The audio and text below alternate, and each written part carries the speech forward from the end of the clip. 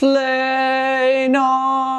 Planar IEM. Wow, finally we're gonna talk about the first ever Planar IEM on this channel. Now, I've not really tried too many Planar IEMs. I own the P1, which I really like, and now I have this thing, the Dethonray Tender 1. Dethonray? Is that how you pronounce it? Dethonray? But yeah, the Dethonray Tender 1, and this is Planar stepping into the right direction tuning-wise. I'm very excited to tell you guys all about these ones because I've really been enjoying it myself for the past 2-3 days. And yeah, with that being said, let's just jump into the unboxing. Alright, unboxing time. So this is a box for a Dethonray Tender 1. Very simple box. There's the name of the brand logo in front. In the back, there's some information on the IEM itself. On the side here, it says Tender 1, and the box opens up like so to reveal the IEM that are inside, just like that.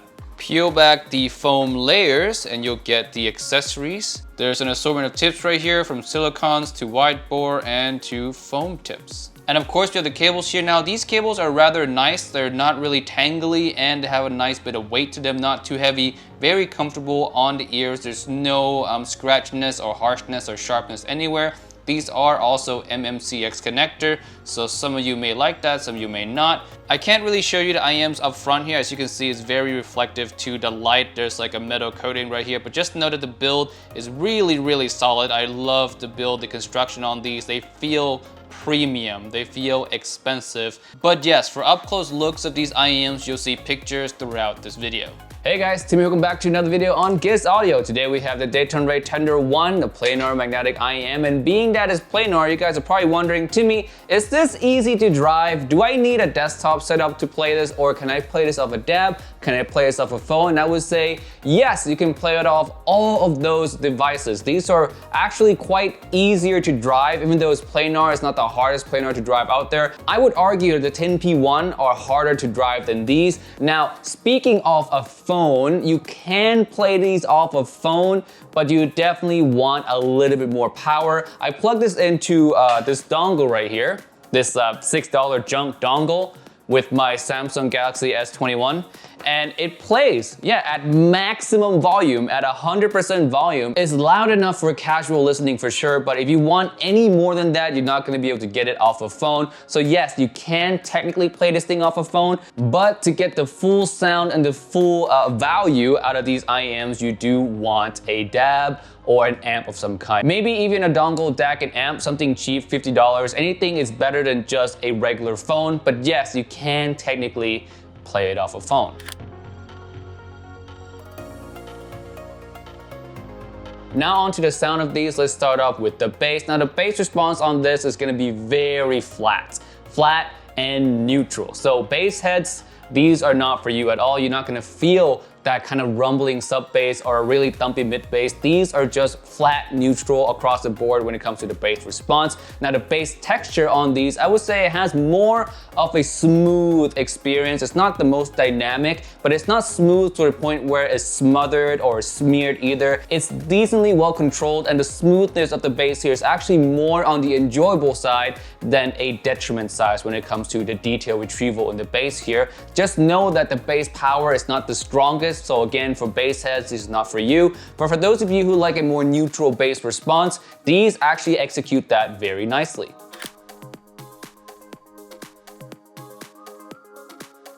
On to the mid-range. Now these are definitely a mid-range focused IEM. Let's start with the lower mid-range first. Lower mid-range really encompass a lot of instruments that are in like the lower bracket, like maybe the cello.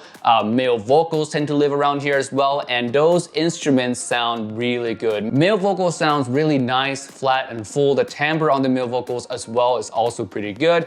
When it comes to male vocals that live in the higher octave, like Bruno Mars and Ed Sheeran, they start to struggle a little bit in the timbre area, and that's due to the lack of treble extension that we're going to talk about next here. But any male vocals or any instruments that live in the lower ranges sound fantastic out of these. Moving on to the upper mid-range now. This is where a lot of female vocals live, some male vocals live here. A lot of instruments like the woodwinds, flute, clarinets, some percussion, cymbals, hi-hats also live around this region. Now the upper mid-range is very, I wouldn't say super exaggerated, but it's very forward. You're gonna feel female vocals right up in your face, up and center right away. Now for some of you that might sound like the best IEM ever because you love female vocals to be right in your face, but for some it might be a little bit too aggressive. Now this is not on every female vocals, it's just on some of them, but you definitely feel that the female vocals are way more forward than the male vocals. Now, talking about the treble extension, now these have a very fast roll off. So female vocals and instruments that live in these regions are gonna feel a bit more squeezed. They don't have like the full extension or the full range that they should have. Now, this to me is a detriment in the timbre area. It doesn't have the smoothest or the most natural sounding timbre out there. It does feel a little bit on the metallic-y side or on a little bit of a just a squeeze feeling. Doesn't feel way too open or as open as it should be. So it has a little bit of that unnaturalness there. But to be honest with you, if you don't listen to a lot of female vocals or you don't listen to a lot of orchestras, these are not gonna be something that you notice right away. If you listen to a lot of male vocals, you might not even notice this one at all.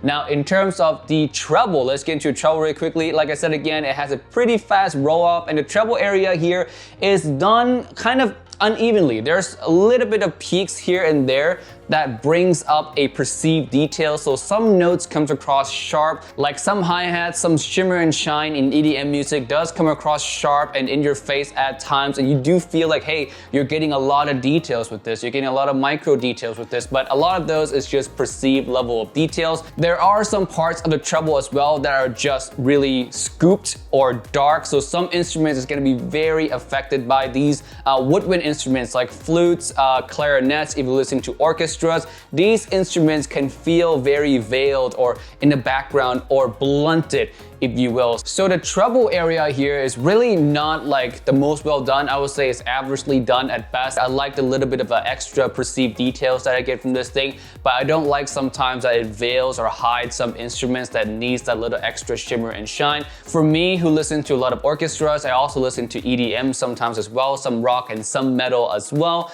I do want the shimmer and shine, the hi-hats, the flutes, those instruments that needs a little bit of extra brightness to come through very well. And on these IEMs is a hit or miss depending on the songs. Now, another thing about a treble area here is that it does have a sense of air. Yes, there's an elevated airy region. Now, I've been informed that some of you guys might not be able to hear this depending on like how your hearing is. If you're an older gentleman, you might not even hear that part of the air at all, and these will just sound extra dark to you. But if you're a younger listener or your ears are not as damaged, you definitely will feel that sense of air at the end, and actually adds a really nice touch and adds to that perceived micro details.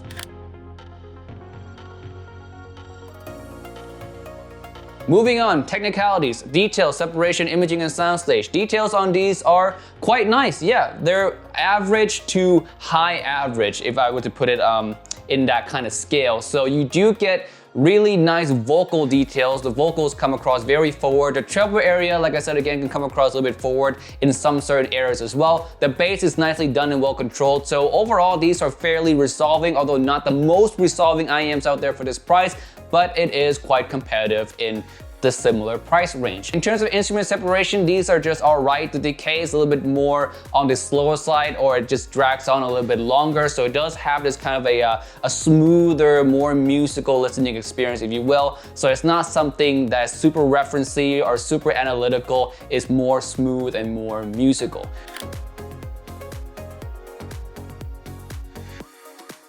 Soundstage wise, well, depends on how much you can hear. So if you can hear the sense of air in the treble, these will sound wider to you. If you can't hear that sense of air, these will feel a little bit smaller to you. But overall, it's just an average soundstage. It's not the widest one that I've heard, and it's not the smallest one that I've heard either. It lives in just this area, which is pretty average for the price point. Imaging wise, these are decent. You can tell where each instruments are coming from. You can tell almost exactly where they're placed, but not pinpoint accuracy. So for that, it's just decent. It's not the best imaging out there, but it's not at all bad. All right, guys, that's it for the review of the Dethonray Tender. So what's my final verdict on these? I feel like for the price that is at $639, it is quite expensive. It is quite expensive, but for me, it's a planar, you know? You don't see that many planars out there. And with this one being tuned quite well balanced in my personal opinion, the only thing that's really wrong with it is like the unevenness in the treble, but that's really not the